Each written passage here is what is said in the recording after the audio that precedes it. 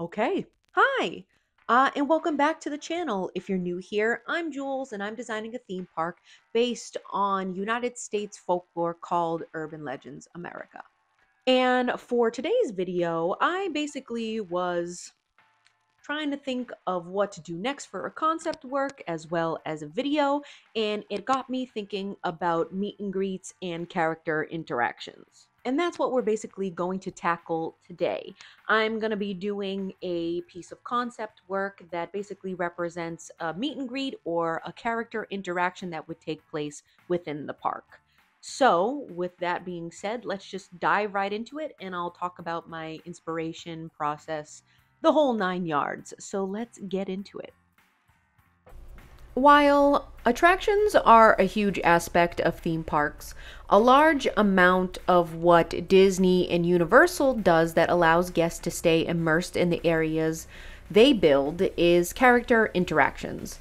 Disney does a lot of face characters, and that means that they're not really wearing any type of like headpiece like actors who play Mickey or other kind of mascot-esque characters. This is specifically the princesses, and you can see that they're more done up in hair, makeup, and costume rather than wearing something over their head.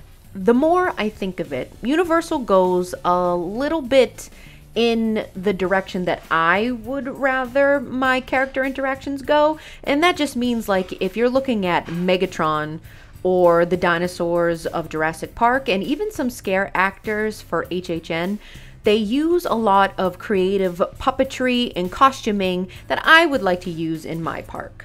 So my vision for this is to do a meet and greet or have cryptids move around about the park with an actor using puppetry rather than just have the person in some really cool makeup.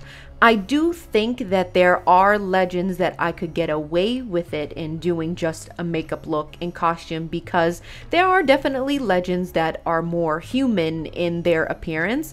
But when it comes to the creatures that are more animalistic, I want them to have differing proportions compared to guests. This is where I think clever puppetry would be a better route. How I see these interactions going could either be set outside when it's dark or in a specific area indoors where lighting can be controlled. I want there to be an illusion rather than having the actor be a conscious design choice of the puppet. And that is more specifically for the concept work that I'm doing today and the design of Moth Man that I'm doing today, but I'll soon show you some sketches that I did of other cryptids that actually the actor is part of the design of the puppet. I'm specifically doing Mothman today because, for one, he's a very recognizable figure to a general audience and pretty much beloved within the paranormal space. I also think the silhouette is very iconic and his bug-like form is perfect to use for a puppet. I did some sketches to just see what other cryptids would look like and different ways that they could be controlled. So here I have Mothman at the top, obviously, but I also have the Chupacabra, Thunderbird, and as well as the Fresno Nightcrawler. I also think I have Chappie to kind of round out the page.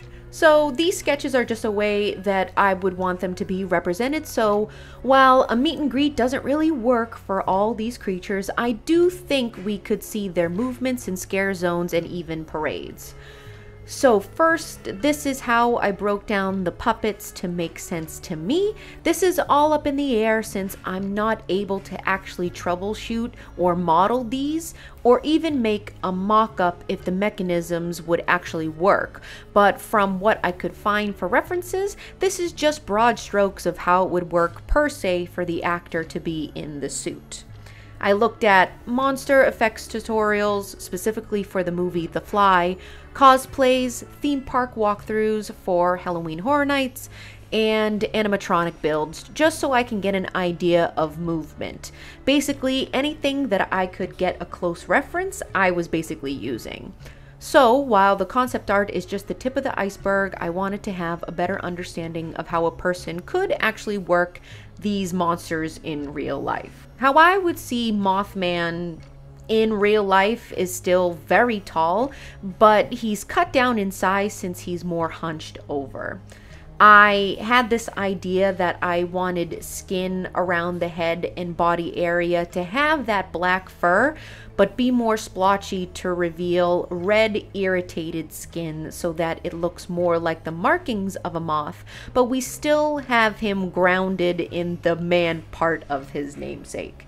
I wanted him to still be recognizable as the icon that he is while doing something new to the legend, as well as just make him more scary than his reputation has made him over the years. So we're bringing back Scary Mothman. And back to the concept itself, the background of the area is obviously more forest-like, so this is where I think an indoor area would be beneficial.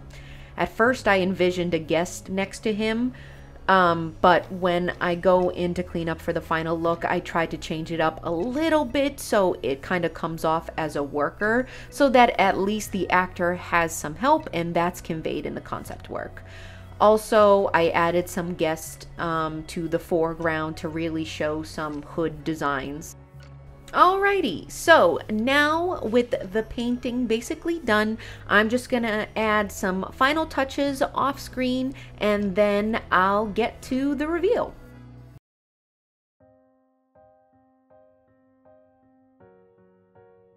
And there you have it. You'll be able to check out stills of this concept work over on my Instagram or Pinterest, so if you're interested in seeing it there, all my socials will be through my link tree in the description below.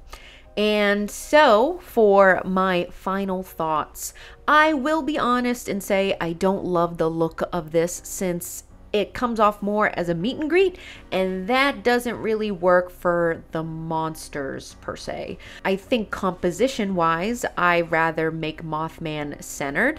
That way it looks like he has more movement to him and I can add more people walking around him. I also rather there be more of a character interaction rather than a meet and greet. This will definitely need a redo, and I'm okay with things not being perfect right off the bat. And I can always do it again. That being said, I still think it conveys a meeting with the cryptid and pushes me in the right direction when doing this over, and how I envision bringing some of these creatures to life and being able to move around the park. Okay.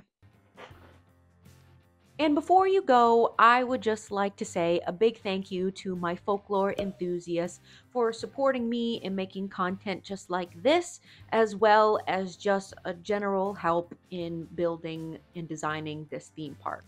Thank you, as always, to the Absinthetic Orchestra for supplying my music for all my videos. And if you stayed this long, thank you.